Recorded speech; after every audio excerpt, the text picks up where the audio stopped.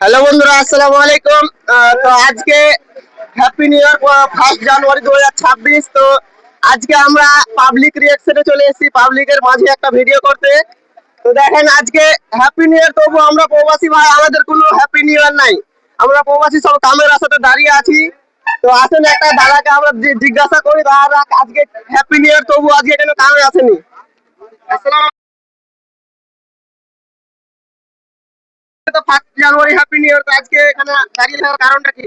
দাঁড়িয়ে থাকার কারণ হ্যাপি নিউ ইয়ার হবে না আজকে? কি ছুটি পাবো না? সারা বছর কি আমরা কাম করতে হবে? ছুটি কি আর হবে? যেদিক সেদিকে তো কাজ যেতেই হবে, কেন যেহেতু খাইতে হবে।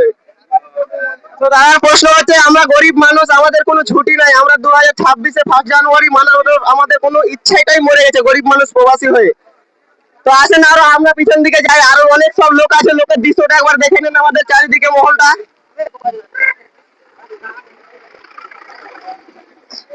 প্রায় এখানে 1 থেকে 1,500 লোক আজকে কামের আশাতে দাঁড়িয়ে আছে। তো যারা যারা লোক লাগবে অবশ্যই পাইপারে আসবেন, এটা কেরালার পাইপার। এখানে অনেক সব কামের আশা দাঁড়িয়ে আছে, কার কার কাম হবে হবে না 1 জানুয়ারি আজ। তো দেখে নেন একবার দৃশ্যটা, কারো চেহারা তো কোনো হাসি নেই, কিছু নেই।